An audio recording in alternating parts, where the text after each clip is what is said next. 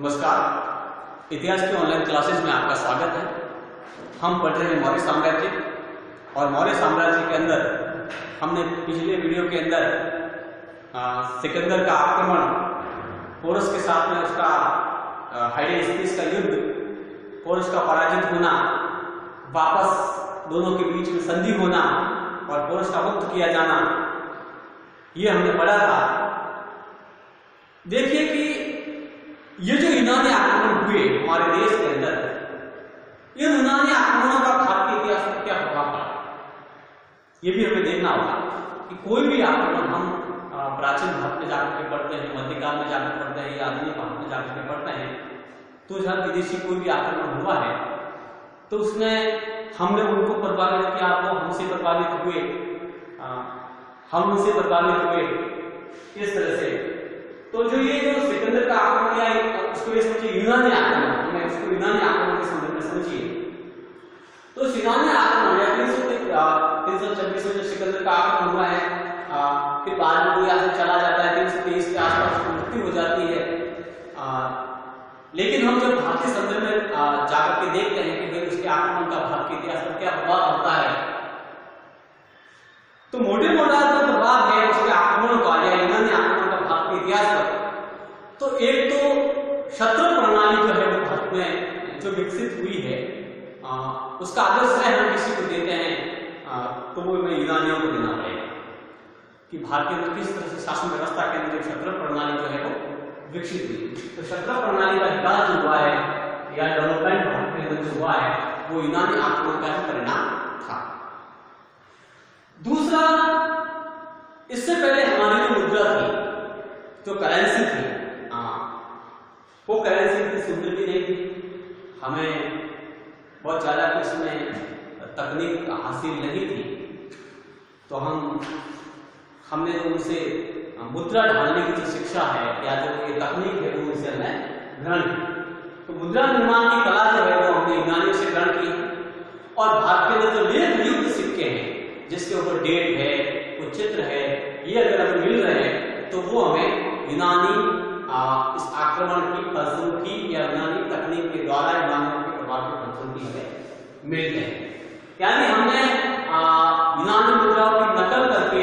जो है वो एक तरह की एक अलग ही शैली, जिसको उलुक शैली बोला जाता है, उलुक शैली के सिक्कों का जो है वो प्रचलन भारत में जो है जारी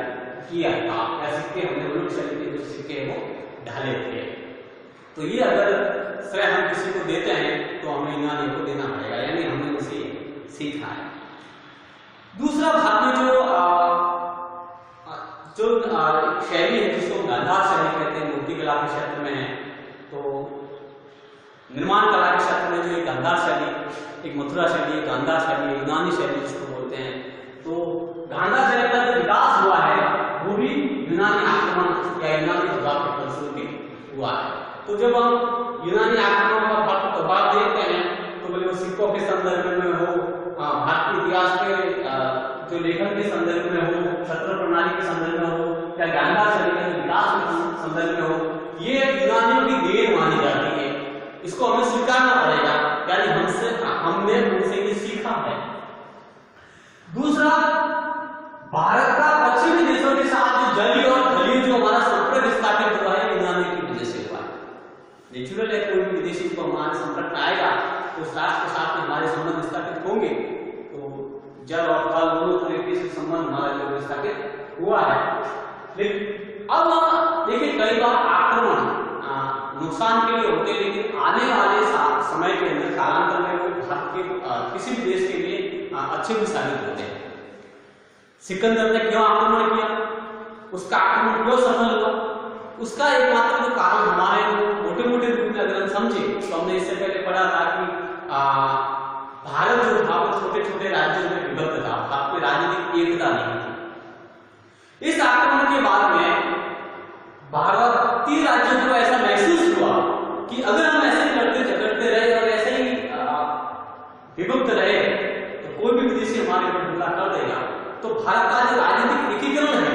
वो इस आक्रमण के बाद हमें भारत में दिखाई देता है। यानी भले हम उसको साम्राज्यवादी हमला भी कह सकते हैं, एक दूसरे राज्य को अपनी ओर मिलाना,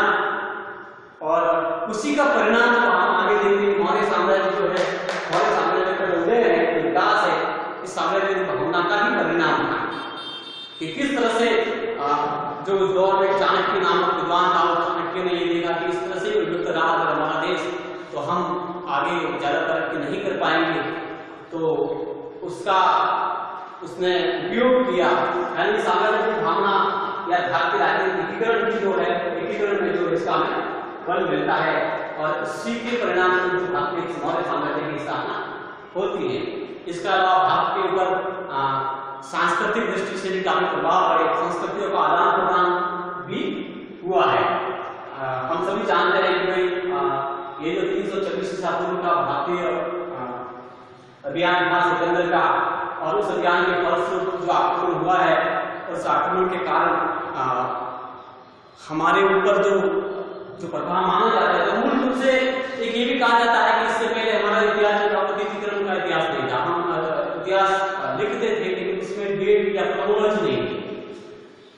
तो यूनानी आक्रमण का सबसे महत्वपूर्ण जो परिणाम एक और निकला है कि भारत के इतिहास का जो क्रमबद्ध इतिहास जिसको हम कहते हैं, वो हमने लिखना शुरू किया। उसके बाद में हमारी जो डेटिंग प्रणाली है, एक तरह से तिथिगत रूप से हम इतिहास को हमने लिखना शुरू किया।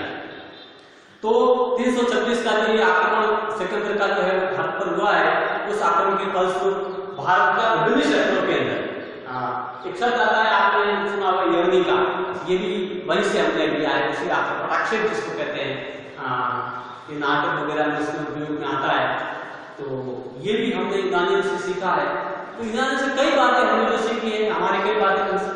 उन्होंने सीखी है। तो बहुत बड़ी बात है वो आपको सामाजिक दृष्टि से हो, सांस्कृतिक दृष्टि से हम आगे चल करके देखेंगे किस तरह से उन्होंने जो है वो हमारे से क्या क्या आदान प्रदान किया है, हमने उनसे क्या आदान प्रदान किया है। तो ये मोटे मोटे रूप में जो है वो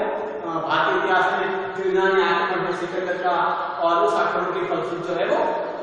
क्या क्या जो है वो आदान प्रदान या हमारे ऊपर क्या प्रभाव पड़ा है। ठीक, तो मौर्य साम्राज्य से पहले की जो स्थिति हमारे देश में थी, उस स्थिति का हमने जो अध्ययन किया है, और आगे आने वाले वीडियो के अंदर हम जो है मौर्य साम्राज्य की स्थापना को लेकर के अध्ययन करेंगे। नमस्कार।